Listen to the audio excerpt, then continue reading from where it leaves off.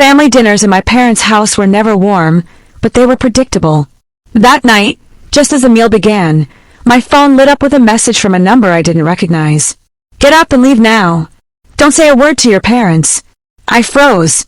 Something in the tone, clipped, precise, no emojis, no hesitation, made me obey without thinking. I didn't realize until later that moment was the line where my life split into before and after. The next morning, police officers were at their door. The strangest part is how ordinary everything had seemed right before it fell apart.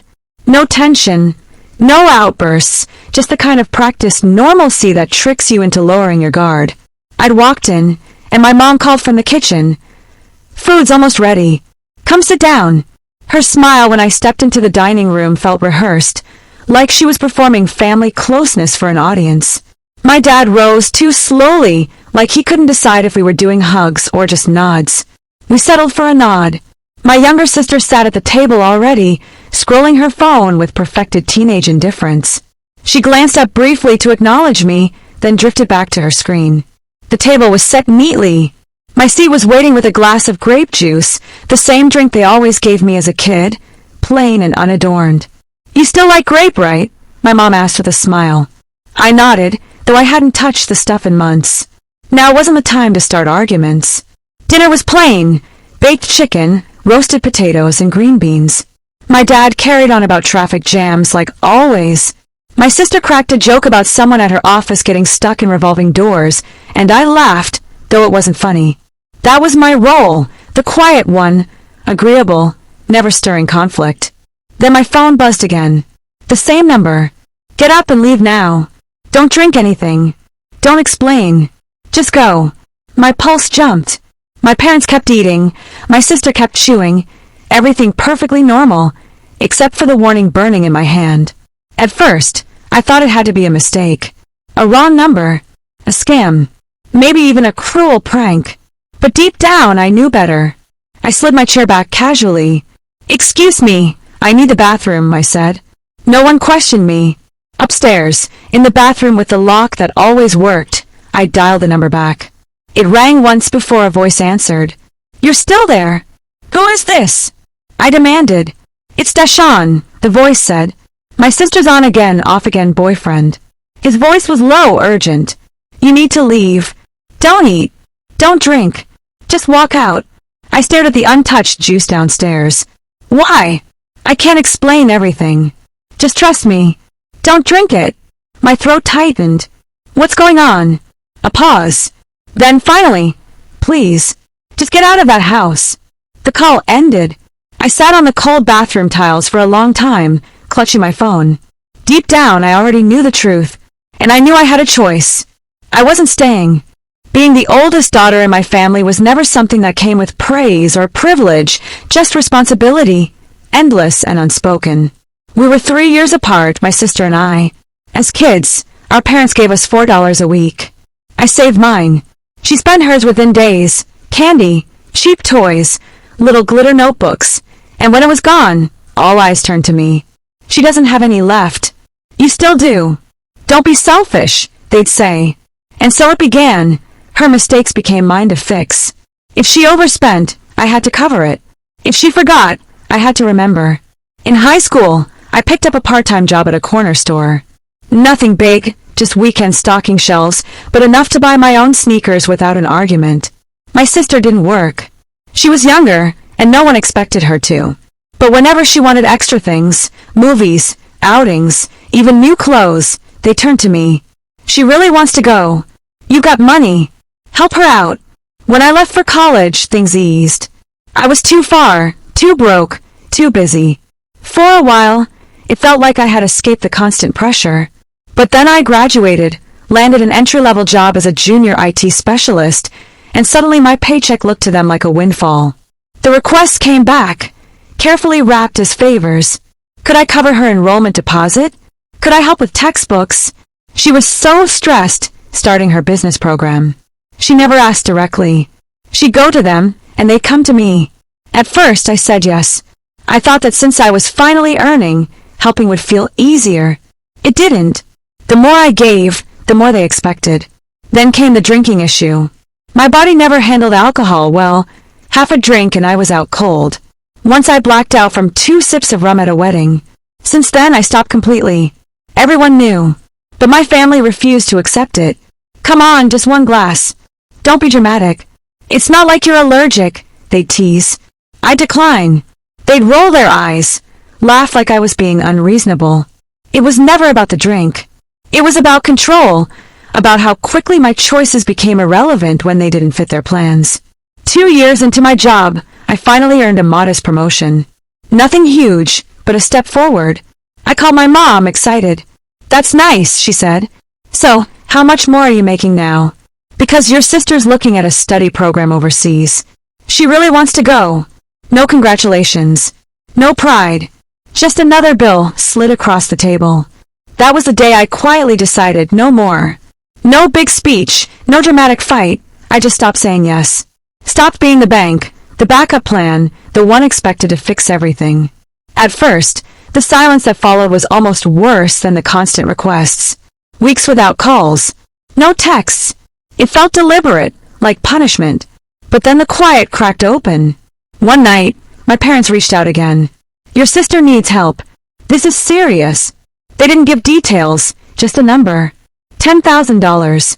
I demanded answers. They dodged. So I called my sister directly. That's when she told me the truth. She'd been gambling. Lost big. Now she owed money. And if it got out, her career in finance would be over before it started. If people know I'm finished, she said. I asked if this had happened before. She stayed silent. That silence was an answer. I told her flat out, no, not this time. Not ever again. She called me cold. Said I didn't understand. Maybe she was right. Or maybe I finally did. Back in the bathroom, Deshawn's warning kept looping in my head. Don't drink. Don't explain. Just go. I stared at my reflection, then at my phone, and made a decision. I wasn't going to run. I was going to watch. I unlocked the door, smoothed my face into neutral, and walked downstairs like nothing had happened. The dining room looked exactly as I'd left it. Plates half full, steam rising off the potatoes, my glass of grape juice catching the light like a harmless little jewel. I sat. I smiled. I reached for the glass, tilted it, and pretended to sip. Tastes like I remember, I said lightly. My mom's shoulders loosened. My dad kept talking about traffic. My sister didn't look up. A few minutes later, I said, did somebody just pull into the driveway? 3 heads turned toward the window. While they were looking, I slid my glass under the table, angled it toward the carpet, and let a thin ribbon of juice bleed into the fibers. Not the whole thing, just enough to sell the story. When I lifted the glass again, the level had dropped. I set it down and breathed. I let a beat pass, then pressed my fingertips to my temple. Weird, I murmured. Suddenly feel a little lightheaded. Concern arrived on cue. My mom leaned toward me, all softness and care. You okay, baby? Probably just tired, I said. I think I need to lie down for a minute. They guided me to the couch, like I was fragile crystal. A blanket over my legs. A pillow tucked behind my head. The room dimmed as someone clicked off a lamp. I kept my breathing slow and even, the way you do before a big presentation. Perform calm until calm becomes real. Then the whisper. Is she asleep? My mom asked. Yeah, she's out. My sister replied. Okay, my dad said. Let's do this quick. I felt the faint lift of my hand, the careful curl of fingers around my thumb, the cool touch of glass as my skin pressed to the sensor. A soft buzz. Unlocked. What followed was quiet, practice coordination, the kind of teamwork families brag about on holidays. Only this was for theft. We're in, my sister whispered. Tapping. More tapping. Routing number. She saves everything, my dad muttered. How much are we moving? Not all of it, my mom breathed. Just enough to handle it. Handle what? I wondered, though deep down I already knew. Then a snag. It's asking for a code, my sister said. A code, my mom echoed. 2-step, my sister hissed. She changed it. A soft, irritated sigh from my dad. Try another app. More tapping. Another dead end. Silence. Put the phone back, my mom said finally. They eased my hand down. The couch shifted as they stood. Chair scraped. Plates clinked. The script erased itself. I waited 3 long breaths, then blinked like someone surfacing from a nap. Sorry, I whispered, sitting up slowly. Felt like I zoned out for a second. 3 faces stared back at me, arranged into concern. You sure you're okay? My dad asked. Yeah, I said, picking up my phone like it hadn't just been used against me. I think I'm gonna head home. Early morning. A chorus of polite goodbyes. Text when you get in. Drive safe. Love you. We hugged. Habit more than affection. My mom's perfume. My dad's jacket. My sister's quick brush of fingers against my arm. Familiar things, suddenly heavy. I knew, as surely as I knew my own name, that this was the last time I'd hug them. At the door, I smiled a smile that didn't reach my eyes. Thanks for dinner. They smiled back. Outside, the air felt sharper, cleaner. I didn't run. I walked to my car, steady as a metronome, and sat in the driver's seat until my hands stopped trembling. I hadn't blocked their access to my phone on purpose. They needed to think the plan had worked. What I had changed days ago was my financial security, real multi-factor authentication on everything, not the easy kind, approvals routed to a separate device, alerts logging every failed attempt. And before I'd come back to the table, I'd done one more thing, started an audio recording in the background. No blinking light, no visible app, just the truth, captured clean. They thought I was unconscious. I was 3 steps ahead. I didn't drive home right away. Instead, I went somewhere they'd never expect, the police station. I parked like I was running an errand, calm, steady. No shaking hands, no racing heartbeat. Just purpose. Inside, I stood behind a man asking about parking tickets before finally reaching the glass window. I need to report a crime, I told the woman on duty. She asked, what kind? They drugged me and tried to steal from me, I said. I have the recording. Her pen froze mid-scratch. Do you know who did it? Yes, I replied. My parents. My sister. They put me in a quiet room with an officer who didn't ask why I wasn't crying or why I hadn't gone to a hospital. He just listened as I pressed play. Every whisper, every instruction, every word they thought I'd never hear filled the room. The officer leaned forward, brows tight, and when it ended he asked, Do you understand what they were trying to do? Yeah, I said simply. They wanted my money. I handed over the files, showed the banking logs, synced the timestamps. His typing was slow, deliberate, but each note he made was a nail in the coffin of the family I thought I knew. This is serious, he said. I gave a small shrug. Yeah, it was. He asked if I was safe, if I had somewhere to stay. I told him I'd already left their house. Filing the report felt strangely easy, no fear, no guilt. Just clarity. 2 days later, my phone blew up. First came a text from my mom, Did you actually report us? What is wrong with you? Then a voicemail from my sister, her voice thin and shaky. It was just a mistake. You made it worse than it had to be. Last, a call from my dad. I let it roll to voicemail. You think the cops will fix this? You're tearing us apart. You don't turn on your own blood. I texted back once. You drugged me. You tried to rob me. That's not family, that's a felony. Then I blocked them all. Numbers, group chats, emergency bypasses, gone. I even changed my number, froze my credit, rewrote my will. I thought it would ache more, but instead it felt clean. The detective kept his word. With the audio, the logs, and the sequence of events, the case held. Fraud, conspiracy, drugging without consent, all of it tied together in their own voices. They didn't fight it.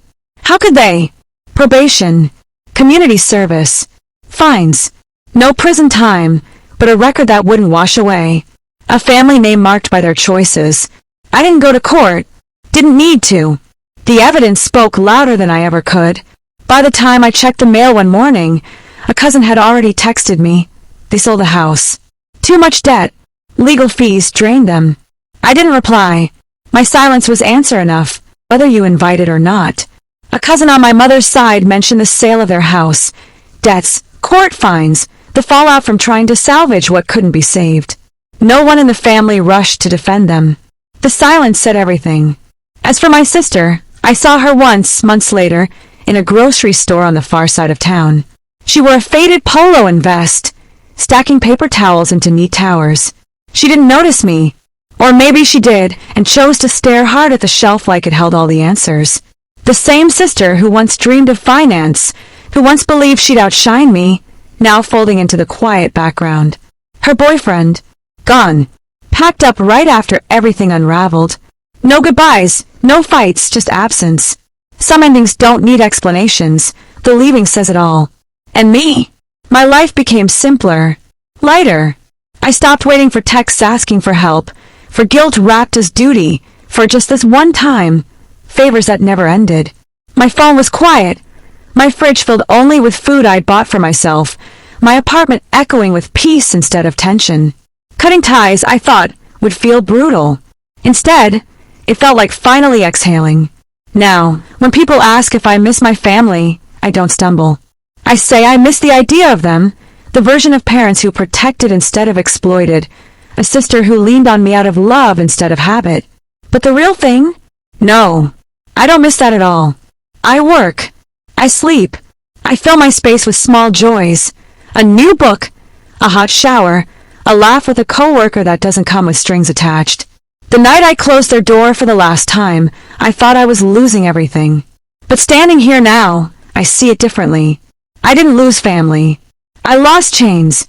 And sometimes, that's the only way to finally be free.